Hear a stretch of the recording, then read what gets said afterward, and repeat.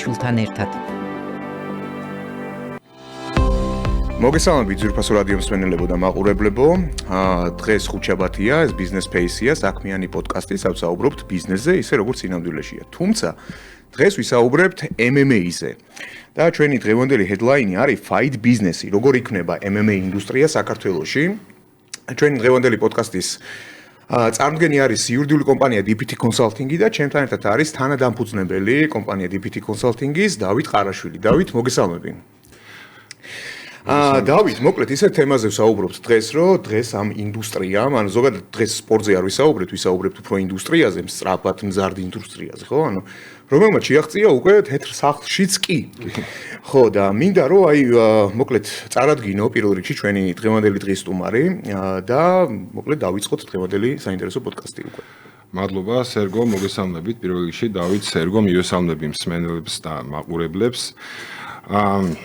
დღეს ჩვენ ვსაუბრობთ შერეულ ორთაბრძოლებზე, როგორც სპორტზე და ასევე მის თვალსაჩინო მაგალითზე, არც ისე დიდი ხანია, რაც შეიქმნა ორგანიზაცია რკენა, რომელიც არის ასე რომ ვთქვათ, საერთაშორისო ორგანიზაცია ქართული ფესვებით, რაც ძალიან მაგარი ამბავი არის და ვინ თუ არა დღეს გვყავს სტუმრად დავით ჯანჯალია, რკენას თანადამფუძნებელი და სპორტული ოპერაციების ხელმძღვანელი და სანამ დავითთან გადავალ, ერთი პატარა ეს მინდა მოვყვერო, უკვე დავით თუ არ მეშლება სამი ბრძოლა სამი ღონისძიება ჩატარდა, ანუ სამი რკენა ჩატარდა. აქედან მქონდა ბედნიერება და ორს დავესწარი.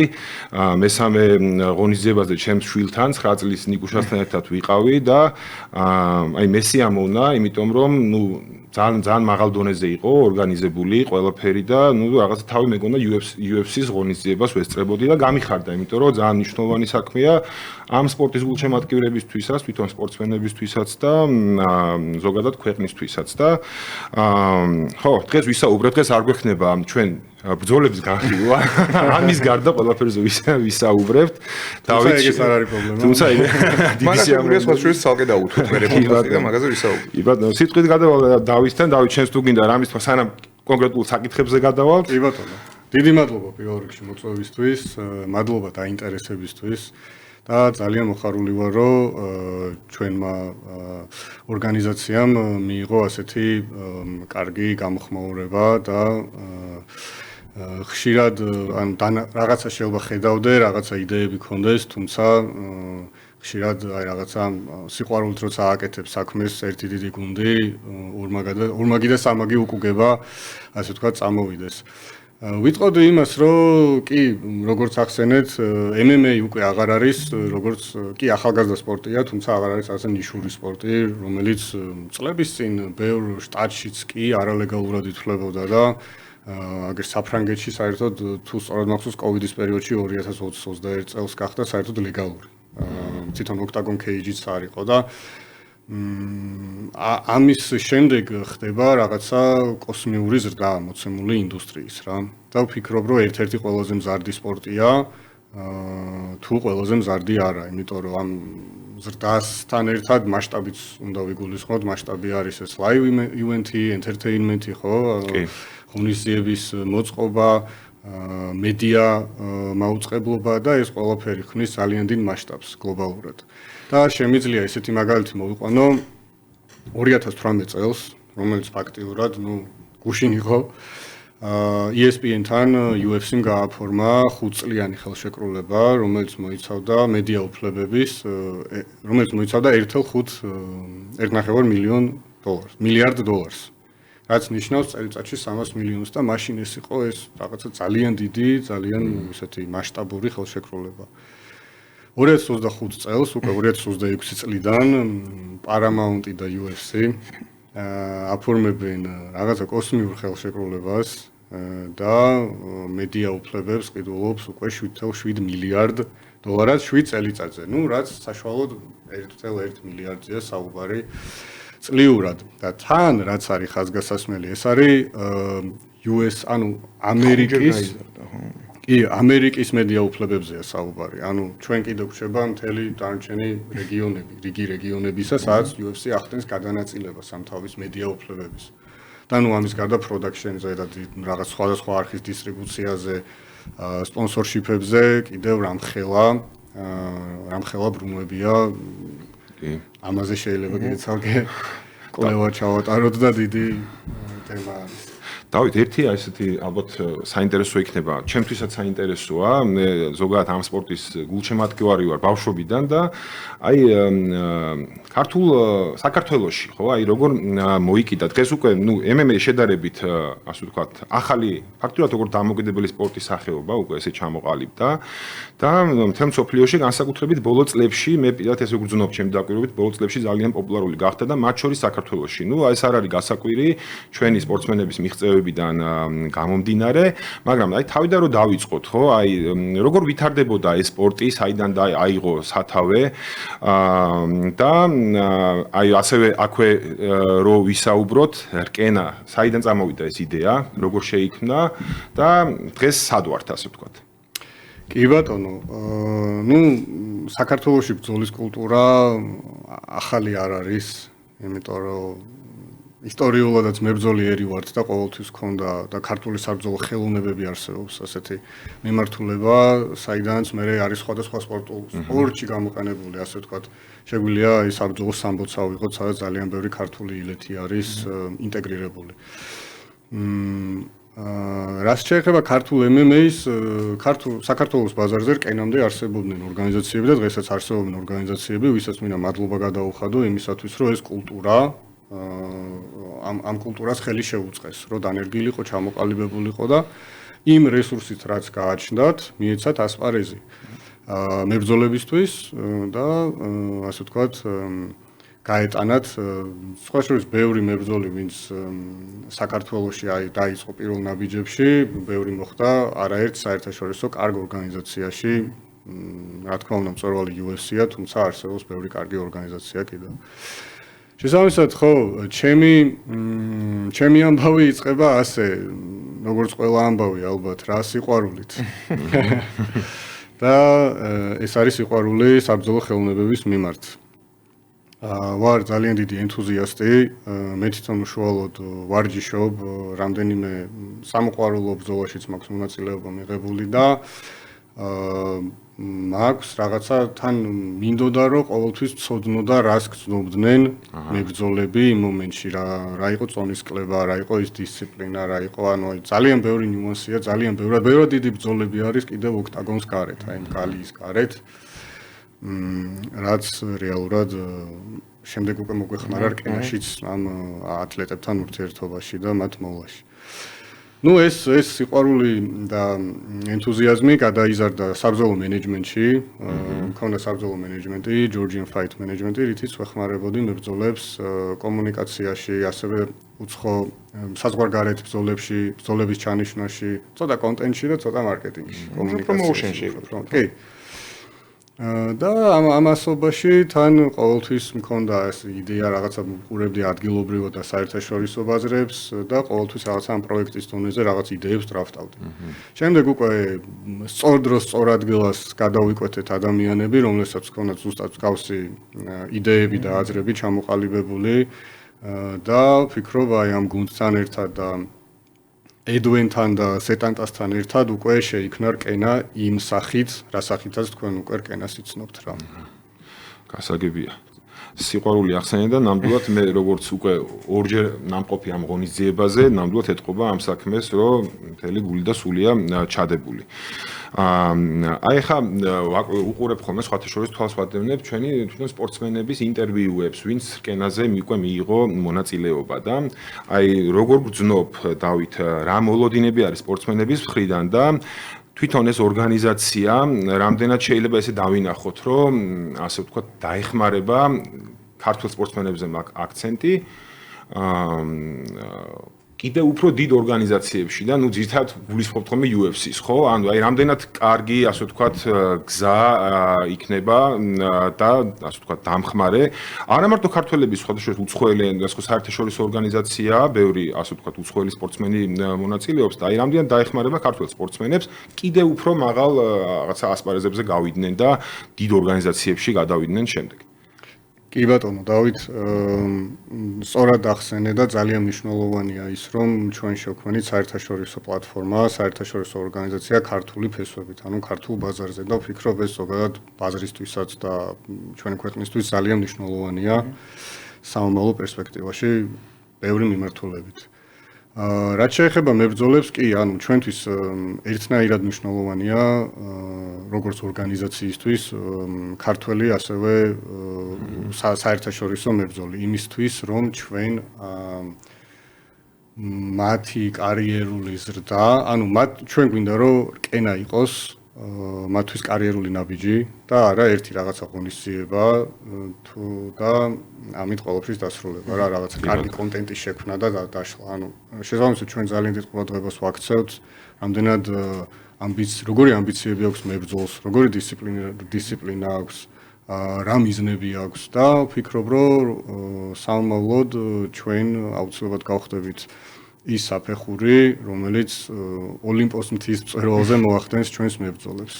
აი, ქართველი კი ბატონო, აი მებრძოლების დაკომპლექტებას შეეხე ზუსტად ერთ-ერთი საინტერესო საკითხი არის, როგორ ეძებს რკენა მებრძოლებს და მეორე მხრივ თვითონ მებრძოლებისთვის რა წინაპირობები არის, რომ მოხდეს აი ამ უკვე დიდ ასე ვთქვათ საერთაშორისო ორგანიზაციაში გამოვიდეს და იბრძოლოს. რაიმე არის თუ არა შეზღუდვები, აი მაგალითად ხომ არ არის მაგალითად შეუძლია თუ არა სპორტსმენს დაუშვათ სხვა ორგანიზაციაშიც იყოს პარალელურად დარჩეს და რკენაშიც მიიღოს მონაწილეობა. აი რა კრიტერიუმებით უდგებით ხოლმე ესეთ საკითხებს? კი ბატონო, გადავედით იურიდიულ საკითხებში. საინტერესო კითხვაა ნამდვილად და ძალიან ისეთი პრაქტიკული კითხვა არის, იმიტომ რომ ქონია ჩვენ ესეთი кейსები. მოდი დავიწყებ იმით, რომ მაგალითად სხვა ორგანიზაციასთან ქონიათ შეთანხმებები, ასე ვთქვათ, მულტიკონტრაქტები მებრძოლებს, თუმცა შეთანხმების საფუძველზე, რაც ხდება ოფიციალურად გამჭვირვალე და ყოველი წესის და ეთიკის დაცვით, ჩვენ მაგალითად დარწესნება, რომ რკენას ღონისძიებაზე ესა თუ ის მებრძოლი გამოეშვათ და ჩაეტარებინათ. ეს ასევე ასახავს იმას, რომ ჩვენ უკვე მათ თვალში მიუხედავად იმისა, რომ სულ მესამე ღონისძიება ჩავატარეთ, მათ თვალში ვართ უკვე ლეგიტიმური ორგანიზაცია, რომელიც ძალიან მაღალი სტანდარტი აქვს, ასე ვთქვათ და თამაშის წესებს კარგად იცნობს. ამიტომ გვანდეს თავიანთი არის ხოლმე ხო ეს პრეცედენტები კოლაბორაციის ამ ორგანიზაციებში? კი, არსებობს ეს ზოგადად fight business-ი, კერძო ბიზნესია, ძალიან მოქნილია, კი, რა თქმა უნდა, არსებობს რაღაცა რიგი ვალდებულებები და ასე ვთქვათ, რეგულაციები, რაც უნდა დაიცვა და რაღაცა თამაშის წესები, რაც უნდა მიყვე, იმისათვის რომ გლობალური ეკოსისტემის ნაწილი იყო. თუმცა, ხო, ეს ამაში შეზღუდულები არ ვართ და პირიქით მოქნილები ვართ და MMA დღეს ისეთ ეტაპზეა, რომ პირიქით მე ვფიქრობ, რომ რაღაცა კონკურენციაზე მეტად უფრო ერთმანეთს უყურებთ, როგორც ერთმანეთის რაღაცა ხელის ეგრეგულისმეტ ზუსტად რა. კი, და უფრო რაღაცა ინდუსტრიას ვაშენებთ ერთად ამ პროცესში. კი ბატონო. აი ერთ კითხვაზეც დავსვავ რა, ანუ თუ აი ზოგადად გაჩნდა ის თაობა უკვე, რომელიც აი რაღაც MMA-ს უყურებს როგორც კარიერას რა, იმიტომ რომ ძალიან ახალგაზრდაა და არის უკვე ის თაობა? ეს ხო რაღაცა პერიოდი უნდა გავიდეს რომ ამას ეს ხაზგასმით თქვათ და მე ესე ვერ დავიგვეხნი რომ რკენას გაჩენასთან ერთად უცებ თაობა გავაჩინეთ. თუმცა ძალიან დიდი ინტერესი წამოვიდა და ზოგადად ხდება ხოლმე ესე რა რაღაცა პერიოდი იყო ალბათ თუ გახსოვთ რომ სხვა სპორტებზე რა ასე ვთქვათ გუნდურ სპორტებზე იყო ესე რომ აი უცებ რაღაცა ჰაიპში ავიდა ასე ვთქვათ. თუმცა თქვენ სტიმულირებას აკეთებთ ამის ძალიან რა და ზოგადად ანუ აი ეს ინდუსტრია აკეთებს ამის სტიმულირებას რომ ადამიანები უფრო რაღაცა ჯანსაღი ცხოვრებისკენ, რაღაც სპორტისკენ და კით გავუშვათ მოკლედ ხალხი.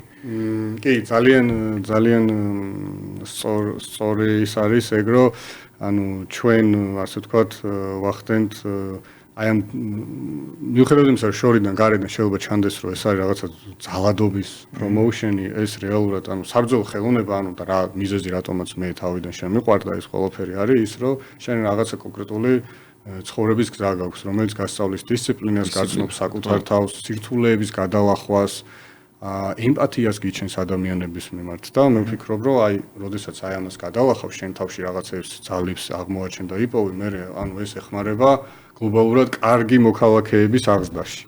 და მე ვფიქრობ, რომ სპორტს აი ეს სოციალური პასუხისმგებლობაც გააჩნია. ძალიან მაღალი, კი, აბსოლუტურად მოყვები მაგაში.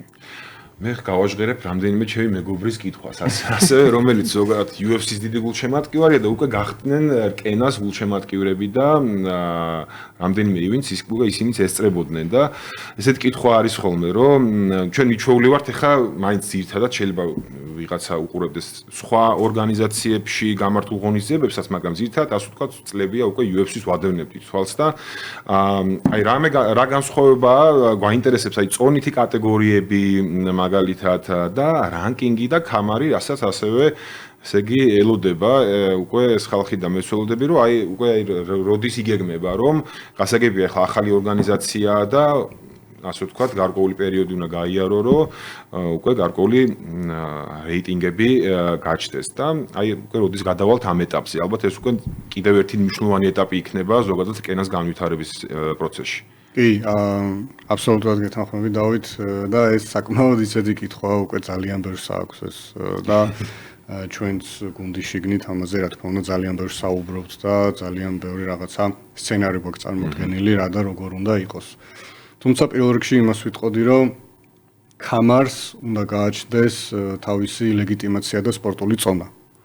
კამარი ნებისმიერ დროს შეიძლება გაათამაშო და რენკინგი ნებისმიერ დროს შეიძლება დადო, თუმცა მე ვფიქრობ, რომ ამას ემოციური გააწყვეტილება გრძელვადიან ხედვაში სწორი არ იქნება და ჯობია დაველოდოთ და ნაბიჯ-ნაბიჯ გავყვეთ და რენკინგებიც იქნება, კამერზე ძალიან მაგარი ბრძოლებიც იქნება და იმ კამარს ექნება ზუსტად ის ლეგიტიმაცია, რომელსაც მე ვფიქრობ, რომ აი სხვა შორის საზღვარგარეთ ვინც იყვნენ საერთაშორისო მებრძოლები, ანუ რამდენიმე ტოპ მებრძოლმა,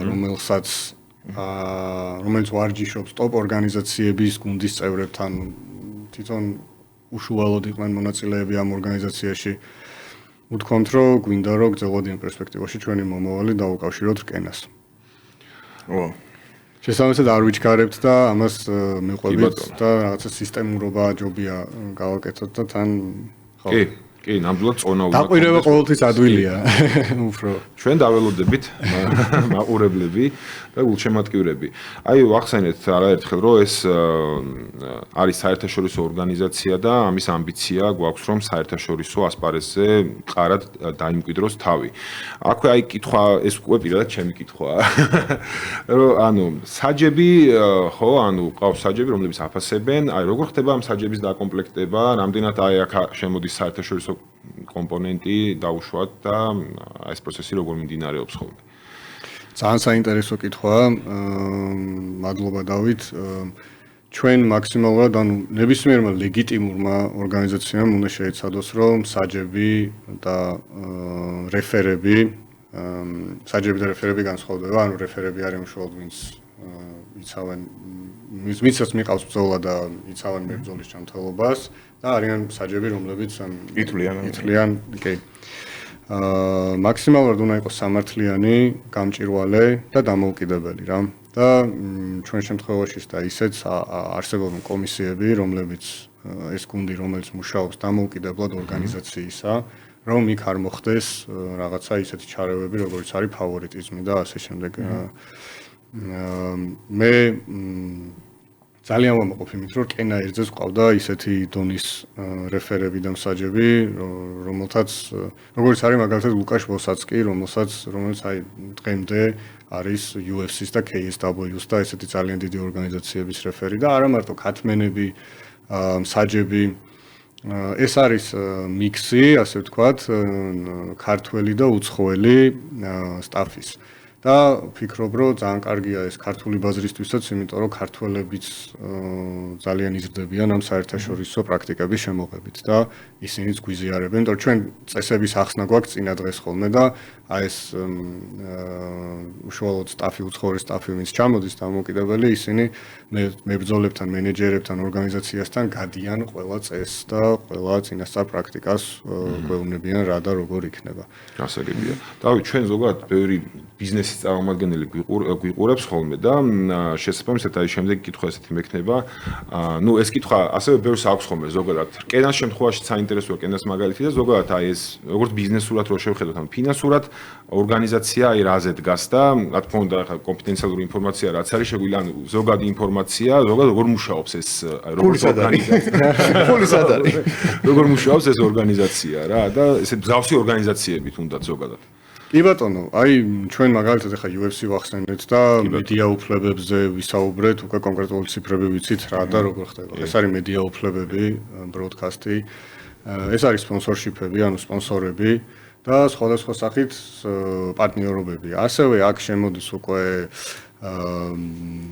merchandise როგორ იქნება, ასე ვთქვათ, გაყიდვების მიმართულება, რომელიც ხო, ის არის უკვე live-ში მოსული ადამიანები, ბილეთების გაყიდვა და ეს რაღაცეები არის უკვე დამხმარე, ასე ვთქვათ, შემოსავლის წყაროები, რაც ესე ოპერაციულ რაღაც საკითხებში გახმარება. ვფიქრობ, ძირითადი არის მედია უფლებები და სპონსორშიპი. ანუ მანდარის ხო? კი. ისე სხვათა შორის ახლა მართლა შენ თქვის არ იყოს, ჩვენ გვიყურებს ხო ძალიან დიდი აუდიტორია და ანუ ბიზნესისთვის რატომ არის საინტერესო, ანუ აი გაქვს მაგის საშუალება, რომ ახლა ბიზნეს გაუზიარო ეს ინფორმაცია, რატომ არის საინტერესო ამ შემთხვევაში ანუ კენას სპონსორშიპი რა? რომ მართლა ჩემი აზრით ძალიან საინტერესოა, მაგრამ კიდევ უფრო საინტერესო იქნება შენგან ამის მოსვლა. კი ბატონო, ნუ ბიზნესი ამას აფასებს, ასე ვთქვათ, ინტერესიდან გამომდინარე, ხო რა დონის ინტერესი მოდის ბაზარზე კონკრეტულად ქართულ ბაზარზე თუ რაღაცა თუ ქართულ ბაზარს ფარავს კონკრეტული სპონსორი უყურებს ამას, მაგრამ ასევე გლობალურად რამხელა პერსპექტივა აქვს და რამხელა кейსები გვაქვს წარმატების მოცემული სპორტის ზრდის და მასშტაბის. შესაბამისად ჩვენ ამ შემთხვევაში ვთავაზობთ ძალიან ძალიან მაღალი ხარისხის დისტრიბუციას. შემდეგ უკვე ჩვენი live production-ი სხვადასხვა საინტერესოა ის მომენტი, რომ დადისხმები რო გონიათ, რომ უცხოური production-ი ყავს დაქირავებული, რომელიც სხვადასხვა ორგანიზაციებშია გამოსტილი, ამ დროს ესენი არიან ქართველი ადამიანები და ქართული პროდუქტია თავიდან ბოლომდე. და ვიტყოდი, რომ ეს ადამიანები ხო, ანუ ჩვენი ეს დისტრიბუცია ხდება გლობალურად ასევე სეტანტას დაფარვის ქვეყნები არის ექსკლუზიურად 12 ქვეყანაში. ეს ხდება ასევე YouTube Global-ზე და 3 სხვადასხვა ენაზე რა, რომელიც ციფრები აი ხა თუ სწორად მახსოვს, ვფიქრობ დაახლოებით ბოლო ივენთი იყო 170,000 live მაყურებელი იყო ქართულ და სეტანტას პლატფორმების ბაზარზე და ასევე გლობალზე იყო 20,000-ზე მეტი. ასევე გადის live-ში. კი, ეს შემდეგ უკვე როცა ვიდეო უკვე იდება, კიდე ემატება და ეს სხვადასხვა სახის დისტრიბუციაც ხდება, იქ შორტებია, იქ სხვადასხვა პლეისმენტებია, იქ მოკლედ ძალიან ბევრი სხვადასხვა რამ. კი, ბევრი ნიუანსი. ისე რა აკლია ყველაზე მეტად შენი აზრით და შენი გადმოსახედიდან აი ამ MMA-ის ეკოსისტემა საქართველოში. აი რა გვაკლია დღეს და რა გვაქვს გამოსასწორებელი? რაზე გვაქვს ამუშავე? მე ვფიქრობ, რომ კი ბატონო, მე ვფიქრობ, რომ გარემო უკვე ყველანაირად შექმნილი არის. ყველაზე მნიშვნელოვანი არის აქ ისო და ისო სპორტული მიმართულება და ეს მთელი რესურსი, რაც მოდის პირველ რიგში უნდა იყოს აშენებული, ამ საძირკველი უნდა იყოს სპორტი და სპორტული შეჯიბრება და შემდეგ უკვე, ასე ვთქვათ, სხვადასხვა ელემენტები.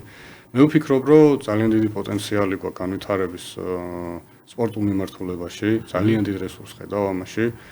და შესაბამისი ინფრასტრუქტურის გზების გახსნის, აი ასეთი მსგავსი პლატფორმების, კენოს მსგავსი პლატფორმების შექმნა ყოველთვის იწვევს უფრო მეტ ინტერესს, მეტ ფინანსურ კეთილდღეობას და შესაბამისად უფრო მაღალი დონის შედეგებს რა. ისე უყურებ, რომ საქართველოს შეიძლება გახდეს ესეთი რაღაცა მაღალი დონის fight ინდუსტრიის წარმომადგენელი? კი, აბსოლუტურად უყურებ ასე, იმიტომ რომ მე ვფიქრობ, რომ გლობალურ რუკაზე აი ესე პინი არის დასაჭრელი საქართველოზე იმისათვის, რომ უკვე არის სხვადასხვა მოთხოვნა UFC-ს რამდენიმე მებრძოლს და არა მარტო აი ჩვენ მებრძოლებსაც სკანდინავიიდან მაგალითად მოუთხოვიათ, რომ თუ არსებობს რაიმე ინფრასტრუქტურა, რომ საქართველოში მომზადება გავიაროთ კემპი ეგრეთ წოდებული. გამაგარია. ნუ მე მგონი რომ ეს სხვათა შორის ეს ჩვენი ქართული გვარებით ძალიან ბევრ შვება რა, ანუ მერაბზე მაგ და ილიაზე მოგზაურობარი. კი. რომელიც ფაქტიურად ჩვენი ამბასადორები არიან აი ამ სოფლიო MMA ინდუსტრიაში რა. კი, აი კემპთან დაკავშირებით მეც უნდა მეკითხა, რომ რამდენად აი განვითარდა და კიდევ რა სივრცე არის განვითარების, იმიტომ რომ ნუ კემპი მებრძოლისთვის ისეთი რაღაცაა, ძალიან მნიშვნელოვანი არის და კი, ბრძოლა ერთია, მაგრამ დავითმა რაც ახსენა, ბრძოლამდე პერიოდი კიდევ თუ მეტი არ ნაკლებ მნიშვნელოვანი არის. რამდენად აქვს დღეს ქართველ სპორტსმენს ნებისმიერ სპორტსმენს დავიღოთ ამ შემთხვევაში ნუ რკენას მებრძოლს, რამდენად საკმარისი პირობები აქვს, რომ ასე ვთქვათ, სრულყოფილი კემპი გაიაროს. ჩვენ უკვე მაგალითად UFC-ში არაერთი ქართველი მებრძოლი მონაწილეობს და ძირითადად ისინი უცხოეთში, სხვა ქვეყანაში გადიან ხოლმე თავის კემპს და რა არის ამისათვის საჭირო? რკენა მაგას გეთანხმები, რომ რკენა აბსოლუტურად ამას კიდე ყველა პროცესს დააჩქარებს და мотиваციას კიდე უფრო მისცემს, მაგრამ აი დღეს მაინც რა ეტაპზე ვართ და რამდენად პირობები საკმარისია და როგორ უნდა განვითარდეთ?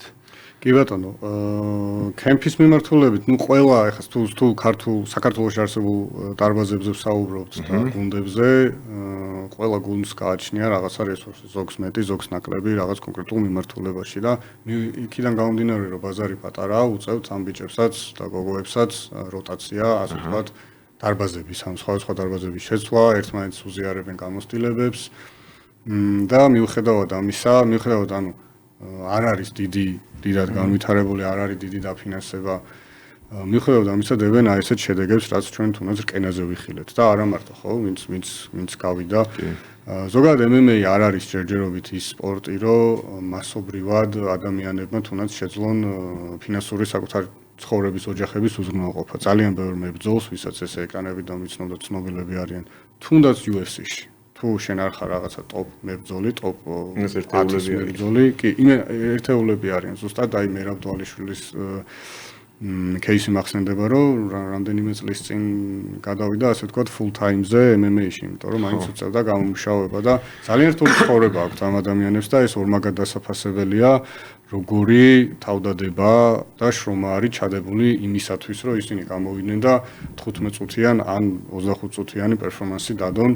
რამხელა მომზადება მიდის, რამხელა თავგანწირვადებს ამ ყველაფერში და ვფიქრობ, რომ ამ ადამიანებს ჩვენ შევუქმნით ის პლატფორმა, რომ თავი წარმოაჩინონ, თუმცა ნებისმიერ კერძო ბიზნესად შეუძლია ინდივიდუალურადაც მებრძოლებს დაეხმარონ და შეუქმნან ის პირობები, რომ დღეს რაც არიან იმის მინიმუმ ორჯერ მაგარი ვერსიები იყვნენ, იმიტომ რომ მომზადება და დისციპლინა მართლა კიდე სხვა შედეგებს დებს. ესე ინიციატივები რამდენად მოდის, აი ესეთი ხმაურიანი ასე ვთქვათ გვარებიდან, ხო, როგორც არის მერაბ დვალიშვილი, როგორც არის ილია თოფურია, ხო? რამდენად ასტიმულირებენ აი ამ დაჩქარებას თუნდაც ხო ამ პროცესის, რომ ანუ ეს მიმართულება და ეს ინდუსტრია რეალურად ძალიან სწრაფად განვითარდეს საქართველოში. აი რამდენად არიან ჩართულები რეალურად ამ პროცესში? კი, ეხლა იქიდან გამომდინარე, რომ ეს ბიჭები აქტიური სპორტსმენები არიან და ძირითადი კემპების გავლა უწევთ ამერიკაში და ძალიან ხშირად აქვს ამ მერაბს 4 ბრძოლა კალენდარულ წელიწადში 4 ბრძოლა ჩაატარა. ძალიან დიდი გულშემატკივარი ვარ, კი.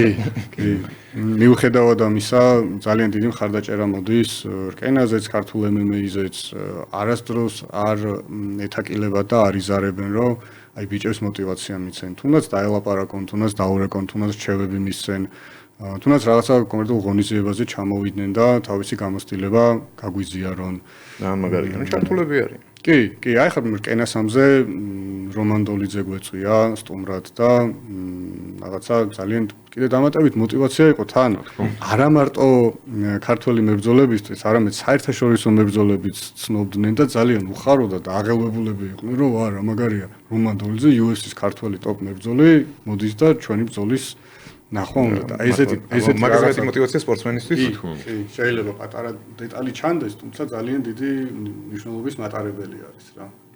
ესე იგი რკენამ ფაქტურად რკენაში ბრძოლა უკვე მებრძოლისთვის საერთაშორისო დონეზე ასე ვთქვათ ითვლება ოფიციალურ სტატისტიკად, ანუ პროფესიონალურ ბრძოლაში ჩვეულებრივად ითვლება. აი ეს რამდენად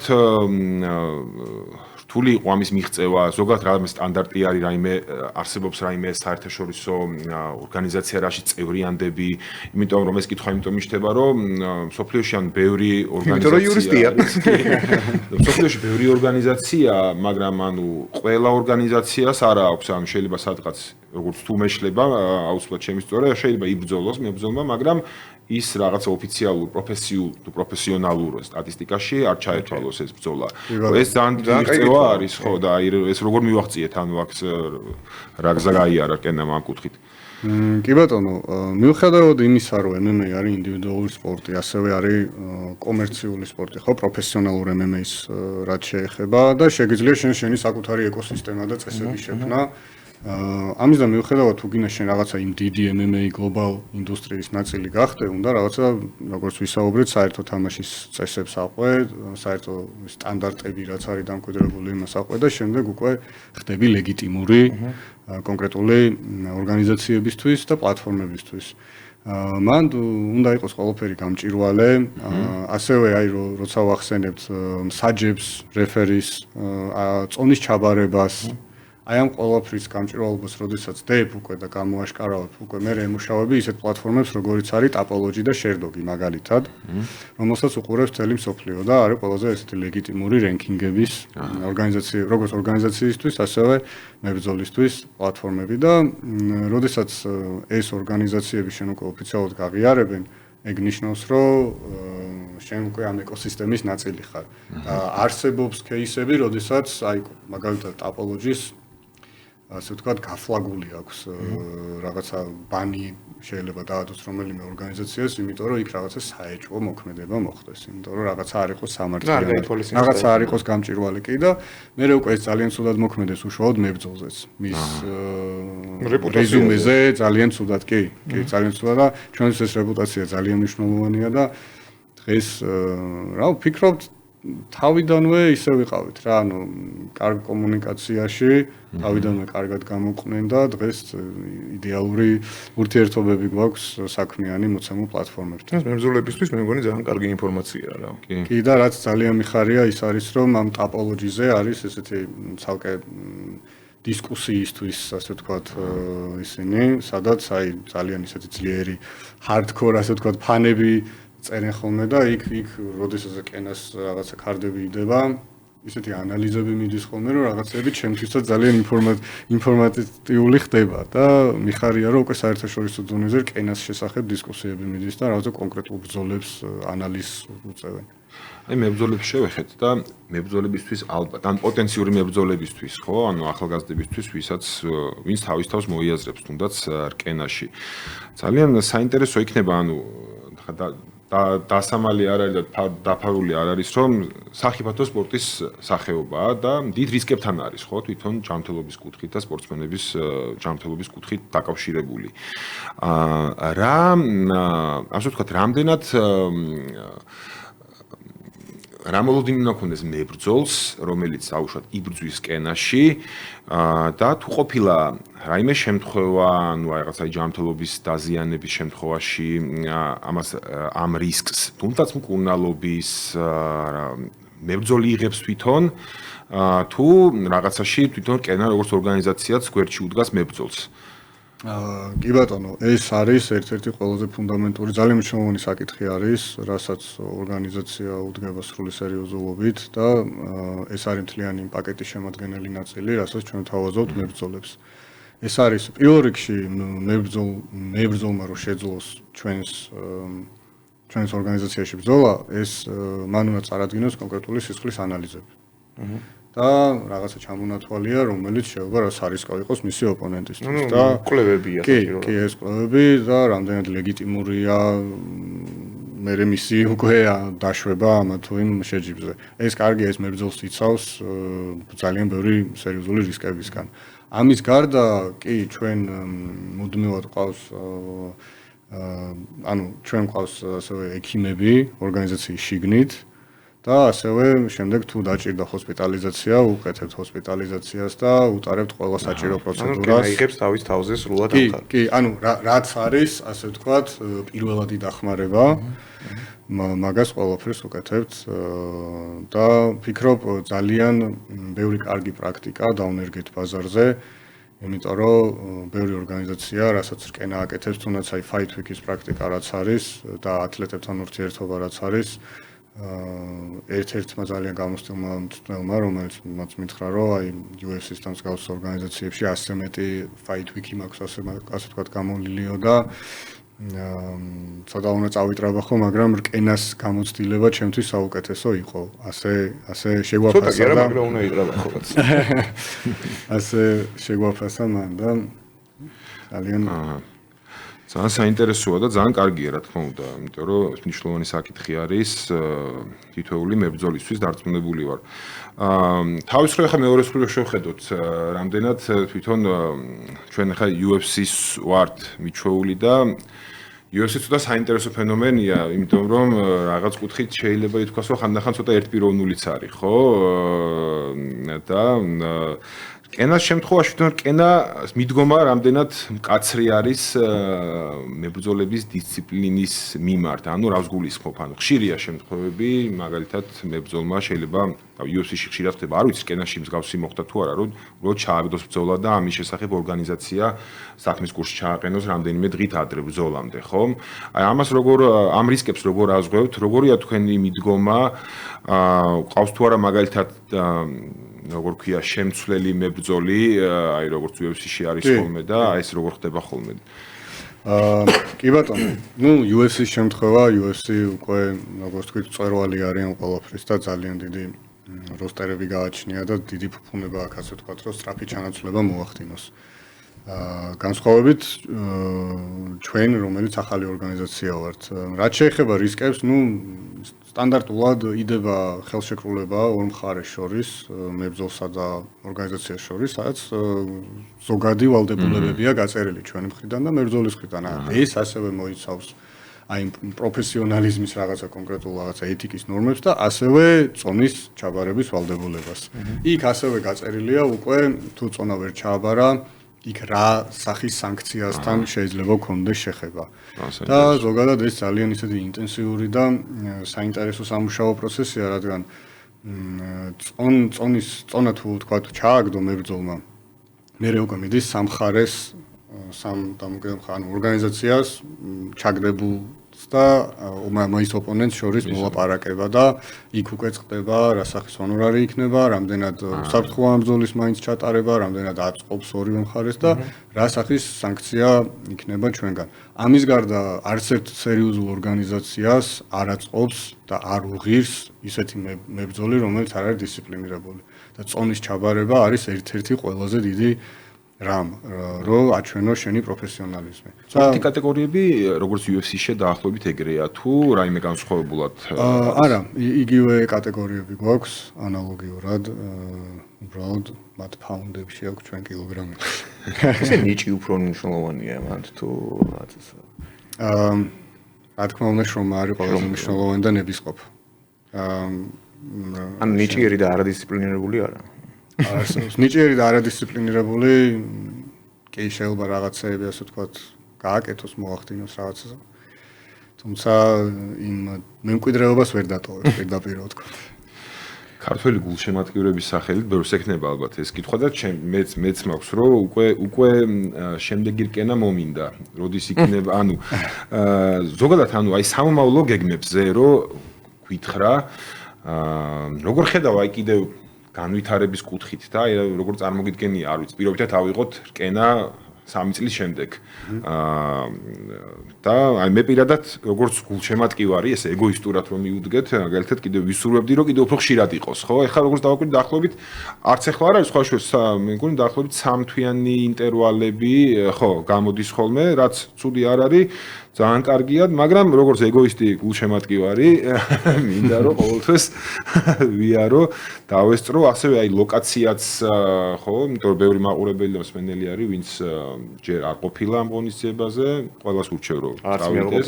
ხო, ეს არ არის აი მართლა, ჩემ შვილთან ერთად ვიყავი და ეს არ არის რომ აი უბრალოდ წახვედი ბრძოლას უყურე, წამოხვედი, ანუ ძალიან სასიამოვნო, ანუ სხვა შორის აი ჩემმა ბავშვმაც ისიამოვნა, სასიამოვნო საღამო გავატარეთ და ინფრასტრუქტურას და ორგანიზებას ამაში, ასე ვთქვათ, ხელს გვიწყობდა და აი რას უნდა მოველოდოთ, ასე ვთქვათ, მომავალში კიდევ სიურპრიზებს. კი ბატონო, ну, წელს შემიძლია დანამდვილებით გითხრათ, რომ მინიმუმ 2 დიდი ღონისძიება კიდე არის დაგეგმილი. შემდეგი ღონისძიება გვექნება მიდის უკვე სამუშაოები ოფიციალურად ჯერ არ გვაქვს დადასტურებული, თუმცა შემიძლია გითხრათ, რომ ზღვის ხედით იქნება.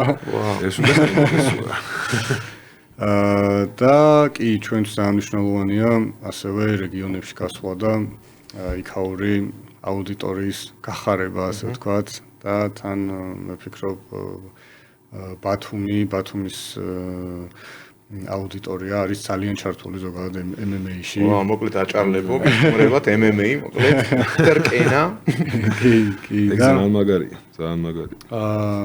კი, ასევე რაც შეეხება სიხშირეს და ამ მომატებას, ხო, ამ კონსისტენსის, ასე ვთქვათ, ჩვენ ვფიქრობთ, რომ შემდეგი წლიდან უკვე იყოს რამდენიმე დიდი ღონისძიება და რამდენიმე როგორც UFC-ის მოდელი არის მაგალითად Fight Night-ი, სადაც ნაკლები მცირე შედარებით არენა იქნება, ნაკლები მასშტაბურობა იქნება, თუმცა ზუსტად იგივე production-ი, იმიტომ რომ ყველაზე მნიშვნელოვანი ეს არის და სიხშირეს მოვუმატებთ, რათა აღმოვაჩინოთ უფრო მეტი ახალი პროსპექტი და შესაბამისად აი ეს როსტერებში და საბოლოოდ კამართან ისვამდე ეს მოგვეხმარება. დავით, მე მაქვს, რა თქმა უნდა, მე მაქვს როგორც ყოველთვის, მაქვს ესეთი მომზადებული ბლიცი. ხო არ ხარ წინააღმდეგი? მოკლედ, კითხვები და ძალიან ესეთი მარტივი, მოკლე პასუხები დაგვჭირდება რა. სადღაცა შეიძლება ცოტა ესეთი პროვოკაციულიც იყოს. UFC სპორტი თუ ჰოლივუდი? სპორტი. კონორ მაგრეგორი თუ ხაბიბი? მაგრეგორი. თოფურია თუ მერაბი? ანუ ეგ ხაი რონალდინიო და მალდინიო შეადარო ეგ მომენტი არის და ანუ ორივე ძალიან მიყვარს. მეც მიყვარს თუმცა სხვადასხვა ის აქვს, სხვადასხვა ფუნქციები ასე ვთქვა და სხვადასხვა ისტორია აქვს და ძალიან ინდივიდუალურია. არ ვაწყენებთ ესე ერთ. არა, მე როგორც სტრაიკერი, მე თვითონ ანუ უფრო კრივი და კიკბოქსინგი და შესაბამისად შემიძლია ვთქვა რომ რაღაცა თოფურია. თუმცა იქ მემკვიდრეობა ლეგალს მიღებულია პასუხი. ყველა დროის საყვარელი მებრძოლი? ჯორჯ სამპიერი. ბრძოლა იყიდება ტექნიკით თუ ემოციით? ალბათ ეს მიქსი არის, მაგრამ უფრო ემოციით. ეს კითხვა კი დაგისვით, მაგრამ მაინც განმეორდები MMA-ში უფრო მნიშვნელოვანი დისციპლინა თუ ტალანტი. მაინც რომ დავადასტუროთ. დისციპლინა, კი. ერთი მებრძოლი, ვისთანაც რკენა სიამოვნებით ითანამშრომლებდა. თუ არ არის საიდუმლო, რა თქმა უნდა. სია შემიძლია ჩამოთვალო. ანუ იგივე მაგას. კი, ანუ ნებისმიერი ტოპ 5-დან ვინც არის UFC-ში ახლა ყველას და ქართველების თანადობით, რა თქმა უნდა. იმედია გვისმენენ ახლა. კი. და ერთი სიტყვით რკენა. შესაძლებლობები. ფანტასტიკური, ფანტასტიკური. მეგობრებო, რა ვიცი, მე ხო არ გაქვს რამე კითხვები დავით. ფანტასტიკური პოდკასტი გამოგვივიდა, დღესთან ისეთი ძალიან განსხვავებული იყო.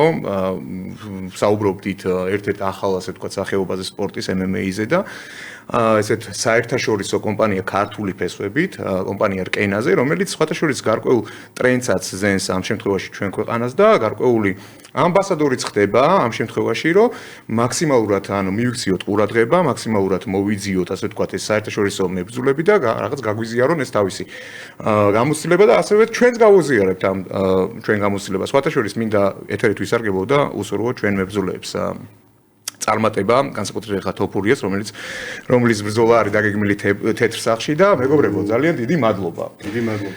წარმატებას უსურვებ ძალიან დიდ რკენას და რა ვიცი, გვიგულეთ გვერდში, თუ ჩვენგან იქნება რაღაცა მხარდაჭერა საჭირო, აუცილებლად გვიგულეთ. ყოველთვის გაგიმასმელდებით და გავაზიარებთ იმ საინტერესო ინფორმაციას, იმიტომ რომ საინტერესო სტარტაპია. ენერგიისთვის და მე ვფიქრობ, რომ ყველა ერთად აი მოვხდით და ენერგიით ვაშენებთ რაღაცა აუცილებლად. დიდ პლატფორმას, რომელსაც საბოლოო ჯამში რაღაც ქართული საქმე ქვია. მადლობა დავით, მადლობა ტრადიციულად DPT Consulting-ს და ბატონ დავითს. ძალიან საინტერესო მოდერაციისთვის დღევანდელი პოდკასტის. მადლობა თქვენ მაყურებლებო და დაგემშვიდობებით უკვე სამშაბათამდე მომდევნო ეპიზოდამდე. მადლობა რომ გვიყურებთ.